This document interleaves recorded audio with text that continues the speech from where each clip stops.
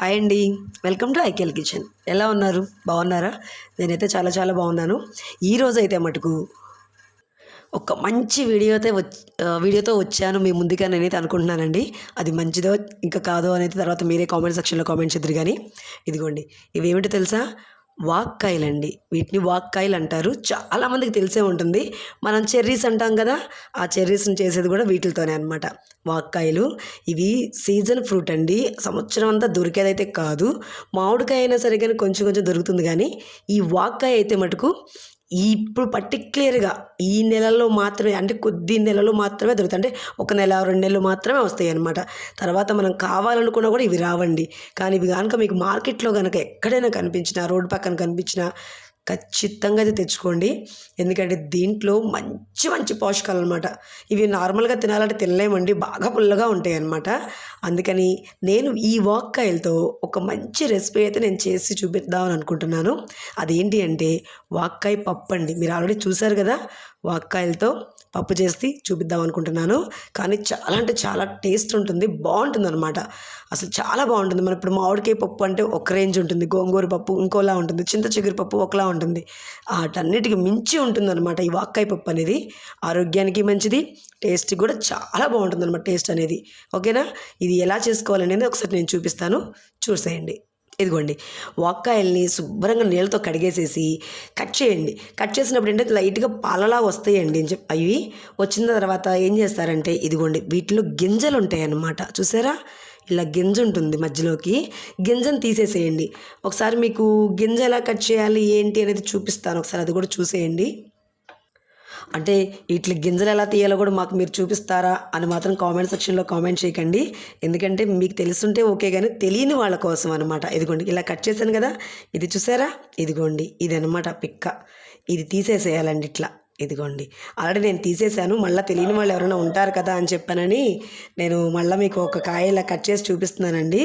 ఇదిగోండి, ఇలా తీసేసేయాలన్నమాట. అన్నీ ఇట్లా తీసేసి శుభ్రంగా కడిగేసేసి ఇలా ముక్కలుగా తీసుకున్నాను నేను. ఇదిగోండి, చూసారా? అంటే నేను తీసుకున్న కందిపప్పుకి ఇవి సరిపోతాయండి. మీరు తీసుకునే పప్పు తగ్గట్టు అనమాట. మీరు కొంచెం పప్పు ఎక్కువ తీసుకున్నారనుకోండి, ఇంకో 4 కాయలు ఎక్కువ వేసుకోండి. కానీ ఇవి మాత్రం బాగా పుల్లగా ఉంటాయండి. కంపల్సరీగా చూసి మాత్రం వేసుకోండి, ఓకేనా? దీంతో పాటుగా అంటే ఇప్పుడు నార్మల్గా మనం ఇవన్నీ నేను కుక్కర్లో పెడుతున్నానండి.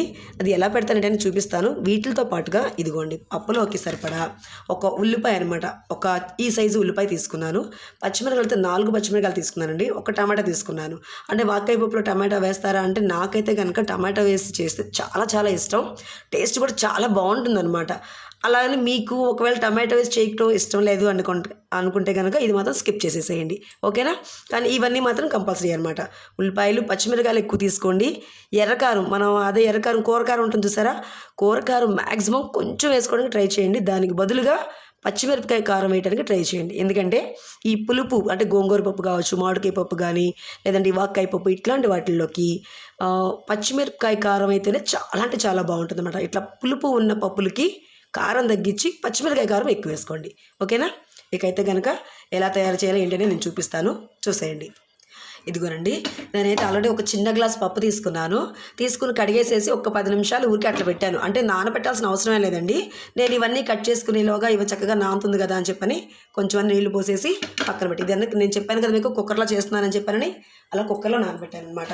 ఇప్పుడు దీంట్లోకి పసుపు అండి, ఇదిగోండి 1 టీ స్పూను, 1/2 టీ స్పూను పసుపు వేస్తాను అనమాట.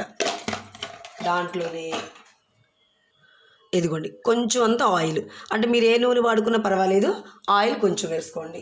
పసుపు వేసిన తర్వాత ఆయిల్ అనమాట.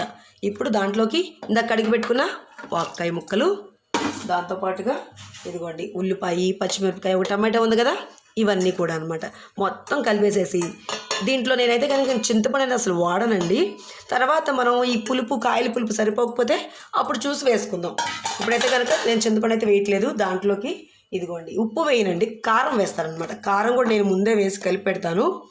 ఆ కారం కూడా చక్కగా ఉడికిపోతుంది అనమాట, మగ్గిపోతుంది. ఇదిగోండి కొంచెం అంత కారం అనమాట, ఎక్కువ కారం ఏం వేయట్లేదు. ఎందుకంటే అలాంటి పచ్చిమిరకాయలు వేసుకున్నాం కదా మనం, అందుకని అనమాట. ఇదిగోండి ఇట్లా ఉంది కదా. ఇప్పుడు ఇవన్నీ కూడా ఒక్కసారి ఇలా కలబెట్టేసేసి కుక్కర్ మూత పెట్టుకుని చక్కగా 3 విజిల్స్ అయితే రాణిస్తానండి దీన్ని నేను. ఇదిగోండి ఇలా పెట్టేసేసి స్టవ్ ఆన్ చేశాను. దీన్ని అంటే హైలో పెట్టట్లేదండి, మీడియం ఫ్లేమ్లో పెట్టి ఒక 3 విజిల్స్ అయితే రానిస్తాను అనమాట. వచ్చిన తర్వాత మళ్ళీ నేను మీకు చూపిస్తాను. ఇదిగోనండి, కుక్కర్ అయితే 3 విజిల్స్ వచ్చేసినాయి కదా, అయిపోయింది. ఇప్పుడు ఓపెన్ చేద్దాము. ఇదిగోనండి, పప్పు చూసారు కదా చక్కగా ఉడికిపోయిందనమాట. ఇప్పుడు దీన్ని ఈ పప్పు గుత్తితో చక్కగా మెదిపేసుకుంటాను. మెదిపేసి తాలింపు వేసేటప్పుడు చూపిస్తాను మీకు. ఇదిగోండి, చూసారా ఇట్లా అనమాట. ఇలా చక్కగా మరీ మెత్తగా అయితే మెదుక్కోవద్దండి, కొంచెం ఇట్లా చెక్క ముక్కగా ఉన్నట్టుగా మెదుక్కోండి.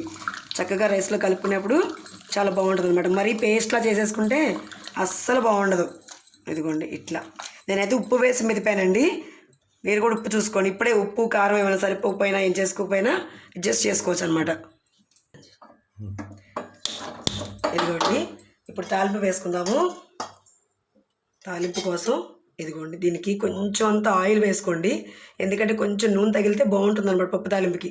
మామూలుగా అయితే కనుక పప్పు తాలింపుకి ఆయిల్ ఎక్కువేం పట్టదండి, ఇట్లాంటి పప్పులకు మాత్రం కొంచెం అంత ఆయిల్ తగిలించండి చాలు. ఓకేనా? ఇదిగోండి, ఇలా ఆయిల్ వేసిన తర్వాత ఇవేంటంటే నార్మల్గా అన్ని పప్పులో వేయమండి, మెంతులు అనమాట. ఇలా పులుపు ఈ వాక్కాయ పప్పు కానీ గోంగూర పప్పు కానీ అలా చేసుకునేప్పుడు చక్కగా అట్లా మెంతులు 4 మెంతులు వేసుకోండి. ఎక్కువ వేసుకోవద్దు, చేదొస్తుంది. 4 అంటే 4 మెంతులే. ఇదిగోండి, ఇవి కొంచెం ఆవాలన్నమాట. ఇవి ఆవాలు చక్కగా మెంతులు కొంచెం దోరగా వేగేదాకా వెయిట్ చేద్దాం. ఇదిగోండి ఇట్లా చూసారా, ఇట్లా వేగుతున్నాయి కదా. ఇలా వేగేటప్పుడే ఇదిగోండి ఇలా చిటాపట అంటున్నాయి కదా, ఇదిగోండి అట్లా అనేటప్పుడే ఇదిగోండి వెల్లుల్లిపాయలు. ఇవి చూసారా నేను ఏం వేస్తున్నానో, మిరపకాయలు కాదండి, వీటిని ఉప్పు మిరపకాయలు అంటాం కదా, అదే పెరుగు మిరపకాయలు చల్ల మిరపకాయలు అంటాం కదా, అవి అన్నమాట. అవి ఈ పప్పులోకి మాత్రం వేసి చక్కగా ఇట్లాగా తాలింపులు వేయిస్తే భలే ఉంటాయండి, టేస్ట్ మాత్రం చాలా బాగుంటాయి. ఇదిగోండి ఇట్లా చక్కగా ఇవన్నీ కూడా వేయించుకోండి. ఇలా ఎక్కడా మాడిపోకుండా ఇలా వేయించుకోండి. ఈ మధ్య మిరపకాయలు ఉన్నాయి చూసారా, ఇవి బాగా వేగాలన్నమాట. చక్కగా వేయించుకుంటే చాలా బాగుంటుంది అన్నమాట, టేస్ట్ చాలా బాగుంటుంది. మీకు ఇంగువ ఇష్టం ఉన్న వాళ్ళైతే కొంచెం ఇంగువ ఫ్లేవర్ వేసుకోండి. ఇప్పుడు నా దగ్గర అయితే ప్రజెంట్ లేదు, ఉంటే మాత్రం నేను ఖచ్చితంగా వేస్తానమాట. ఇదిగోండి, ఇది జీలకర్ర అండి, జీలకర్ర వేసాను. ఇప్పుడు దీంట్లోనే కొంచెం అంతా కరివేపాకు కూడా వేస్తానమాట. ఇదిగోనండి చూసారా, కొంచెం వేగుతుంది కదా, ఇప్పుడే కరివేపాకు కూడా వేస్తానమాట. ఇదిగోండి, ఇవన్నీ కూడా చక్కగా ఇట్లా వేయించుకోవాలి. ఈ మధ్య మిరపకాయలు ఎంత వేగితే అంత టేస్ట్ బాగుంటుంది అనమాట. మామూలు మిరపకాయల కన్నా కూడా ఈ ఊర మిరపకాయలు వేసుకోండి తాలింపులో, బా ఎంత బాగుంటుందంటే వేరే నంచుకోవడానికి ఏమీ అవసరం లేదండి. అచ్చంగా ఇట్లా పప్పు కలుపుకొని చక్కగా ఈ మిరపకాయ ఒకటి నంచుకుంటే సరిపోతుంది అనమాట. అంత టేస్టీగా ఉంటాయి పప్పులో తగలంగానే. ఇదిగోండి ఇట్లా వేయించుకొని ఇదిగోండి, చాలామంది ఏం చేస్తారంటే ఇట్లా పప్పు వండిన తర్వాత ఈ తాలింపుని తీసుకొచ్చి పప్పులో వేస్తారండి. అట్లా కాదు. ఇదిగోండి, ఇప్పుడు నేను చూపిస్తున్నాను చూసారా, ఈ మిరపకాయలు అన్నీ వేగిపోయినాయి కదా, ఇలా ఇదిగోండి ఇది అనమాట టెక్నిక్. మీరు ఎప్పుడు పప్పు వండినా సరే కానీ ఇప్పుడు నేను తాలింపు వేసాను చూసారా, అట్లా వేసి వెంటనే మూత పెట్టండి. ఎంత బాగుంటుందంటే పప్పు అంత బాగుంటుంది అనమాట. మీరు రెగ్యులర్గా చేసుకునే దానికి ఇప్పుడు నేను చెప్పిన విధానానికి ఇట్లా చేసి చూడండి, టేస్ట్ చాలా బాగుంటుంది. ఇదిగోనండి చూసారు కదా, ఇట్లా ఆవిరి పట్టిన తర్వాత ఈ కుక్కర్లో కొంచెం అంతా వాటర్ పోసేసి ఈ వాటర్ కూడా వేసేసాను అనమాట. అంటే మీకు కొంచెం పలచగా కావాలి అనుకునే వాళ్ళైతే కనుక కొంచెం అంత వాటర్ కలుపుకోండి, లేదు మాకు ముద్దగానే ఇష్టం అనుకుంటే అలాగే ఉండండి. ఇదిగోండి, ఇదైతే కనుక ఈ పప్పు అయితే కనుక అండి కొంచెం అంతా పలచగా ఉంటేనే చాలా చాలా టేస్ట్ బాగుంటుంది. ఇదిగోనండి చూసారా, ఇది ఏం చేస్తామంటే ఒక్క 2 నిమిషాల పాటు కొంచెం ఒక ఉడుకు ఉడకనిస్తానండి. వెంటనే అయితే నేను కట్టేసాను, ఒక ఉడుకు ఉడకనిస్తాను అనమాట. ఇలా తాలింపు వేసిన తర్వాత కూడా ఇదిగోండి, పప్పు ఎప్పుడూ కూడా చక్కగా తాలింపు వేసిన తర్వాత ఒక్క 2 నిమిషాల పాటు ఇట్లా ఉడకనిచ్చారనుకోండి, దాని రుచే వేరండి. నార్మల్గా తాలింపు వేసేసి అందరూ కట్టేస్తారండి, అట్లా కాదు. ఇలా తాలింపు వేసిన తర్వాత ఖచ్చితంగా ఒక ఉడుకు రానివ్వండి. ఒక ఉడుకు వస్తే పప్పు రుచి ఇంకా బాగుంటుంది అనమాట.